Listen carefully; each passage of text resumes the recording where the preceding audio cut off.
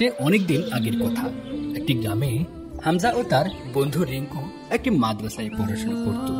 রিঙ্কু ছিল খুব বাজে ছেলে।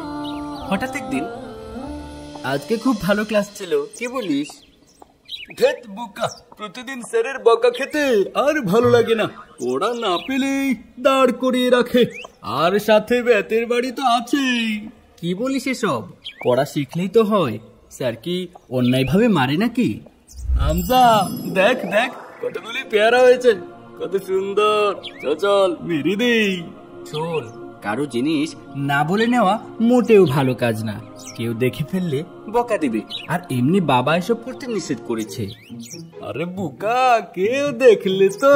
চল, কেউ দেখবে না আমাদের। টপ করে পেরা, টপ করে চলে আসি।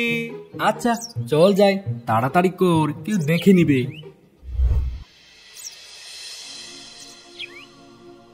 এই কে রে ওখানে? পেয়ারা পারে, দাঁড়া দাঁড়া, আসতেছি আমি। হামজা রে, দৌড়ে পালা রে। গাছ মালিক এদিকে আসছে জানার পর দুই বন্ধু দৌড় দিল। হামজা চলে গেল তার বাড়ির দিকে, আর রিঙ্কু সোজা তার বাবার কাছে আসলো আর বলল, বাবা বাবা, দেখো দেখো কি এনেছি। কিরে, কি হলো? এমন করে হাঁপাচ্ছিস কেন? হয়েছেটা কি তোর? বাবা দেখো, অনেকগুলো পেয়ারা নিয়ে এসেছি। আরে এসব কোথায় পেলি? অনেক সুন্দর তো দেখতে, খেতেও বেশ মজা হবে মনে হচ্ছে। খুব ভালো একটি কাজ করেছিস রে। হ্যাঁ বাবা, অনেক মজা। চলো ঘরে গিয়ে খাই। আর শোন, এমন করে আরো পেলে নিয়ে আসবি, বুঝতে পেরেছিস? বাবা। ওইদিকে এতক্ষণে হামজাও তার বাড়িতে চলে গেল, আর গিয়ে সে বাবাকে সালাম দিল। আসসালামু আলাইকুম। বাবা, এই দেখো কি এনেছি। ওয়ালাইকুম আসসালাম। কি বাবা, পেয়ারা কোথায় পেলি তুই? বাবা, আমি এগুলি কিনে এনেছি।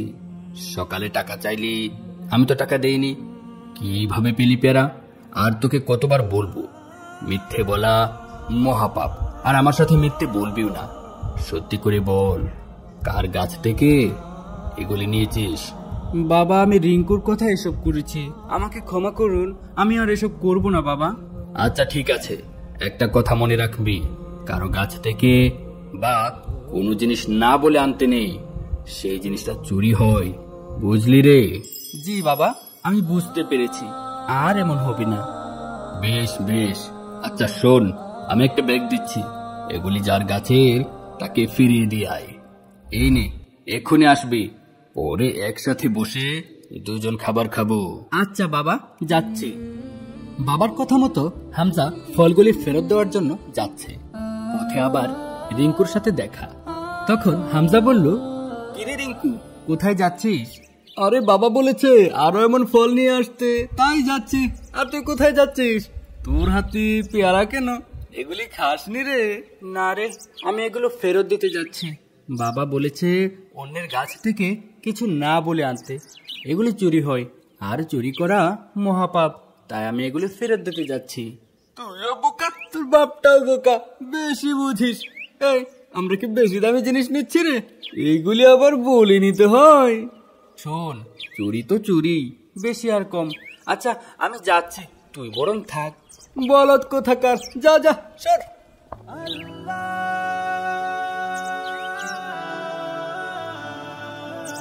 হামজা বন্ধুর সাথে বেশি কথা না বাড়িয়ে চলে এলো বাগানের মালিকের কাছে। আসসালামু আলাইকুম চাচা, কেমন আছেন আপনি? কিরে, একটু আগে না আমার গাছ থেকে পেয়ারা চুরি করে নিয়ে গেলি, এখন আবার এসেছিস চুরি করতে বুঝি?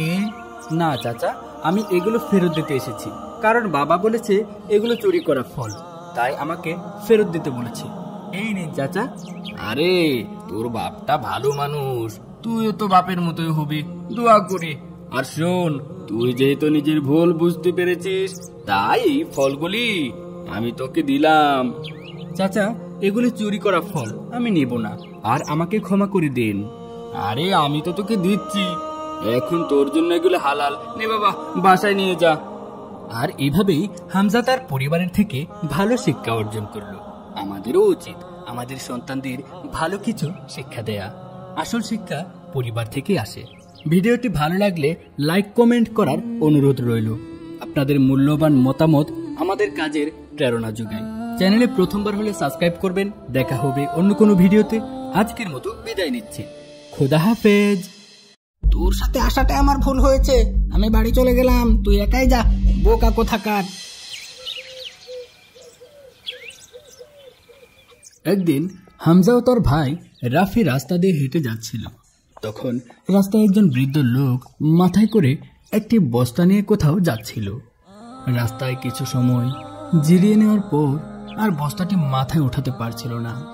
পরে চাচা তাদেরকে দেখে বলল, বাবারা, আমাকে একটু বস্তাটা মাথায় তুলে দিবা, আমি উঠাতে পারছি না। না না না না, আমরা পারবো না, আমাদের কাজ আছে, রাস্তা ছেড়ে সাইডে বসো বড়। রাফি, এমন করে বলছিস কেন? দেখিস না চাচার অনেক বয়স হয়েছে, তাই তো আমাদের সাহায্য চাইছে। চল চাচার বস্তাটি বাসায় পৌঁছে দিয়ে আসি। আরে বস্তায় অনেক খাবার আছে, নিয়ে গেলে ভালোই হবে, আমি এখান থেকে কিছু মেরে দিতে পারবো। আচ্ছা ভাই, চল যাই। শোনো বাবারা, বস্তাটা অনেক গুরুত্বপূর্ণ, তাই সাবধানে। আমি তোমাদের বস্তাটা আমানত দিচ্ছি, আমানত রক্ষা করো, কেমন? আচ্ছা চাচা, আপনি চিন্তা করবেন না।